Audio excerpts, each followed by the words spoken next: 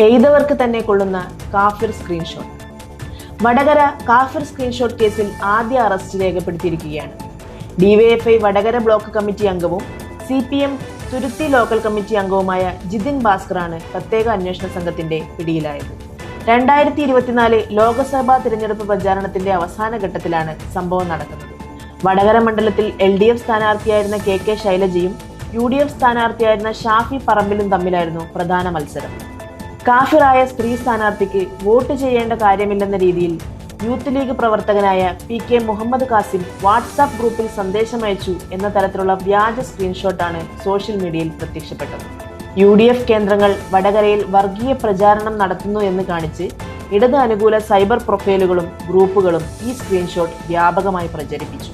ഈ സ്ക്രീൻഷോട്ട് വ്യാജമായി നിർമ്മിച്ചതാണെന്നും തനിക്കിതിൽ പങ്കില്ലെന്നും വ്യക്തമാക്കി മുഹമ്മദ് കാസിമും UDF നേതൃത്വവും രംഗത്തെത്തി. തിരഞ്ഞെടുപ്പ് ജയിക്കാൻ CPM ബോധപൂർവം ഉണ്ടാക്കിയ വർഗീയ തിരക്കഥയാണിതെന്ന് UDF ആരോപിച്ചു. തുടക്കത്തിൽ മുഹമ്മദ് കാസിമിനെ കേന്ദ്രീകരിച്ചായിരുന്നു പോലീസ് അന്വേഷണം. എന്നാൽ സ്ക്രീൻഷോട്ടിന്റെ സ്രോതസ് കണ്ടെത്താൻ പോലീസിന് സാധിച്ചില്ല.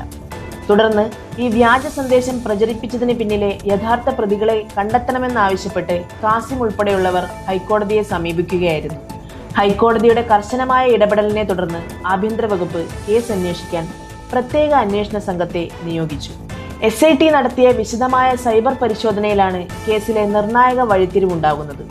വിവാദമായ സ്ക്രീൻഷോട്ട് ആദ്യം പ്രചരിച്ചത് വടകര സ്ക്വാഡ് എന്ന വാട്സപ്പ് ഗ്രൂപ്പിൽ നിന്നാണെന്ന് പോലീസ് കണ്ടെത്തി.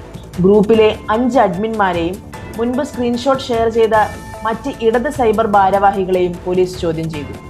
ഈ ചോദ്യം ചെയ്യലിലാണ് ഗ്രൂപ്പിൽ ഈ സ്ക്രീൻഷോട്ട് ആദ്യമായി പോസ്റ്റ് ചെയ്തത് ജിതിൻ ഭാസ്കർ ആണെന്ന് വ്യക്തമായത്. വടകര റൂറൽ SP ഓഫീസിലേക്ക് വിളിച്ചു വരുത്തി മണിക്കൂറുകളോളം ചോദ്യം ചെയ്ത ശേഷമാണ് DYFI നേതാവായ ജിതിൻ ഭാസ്കറിന്റെ അറസ്റ്റ് പ്രത്യേക അന്വേഷണ സംഘം രേഖപ്പെടുത്തിയത്.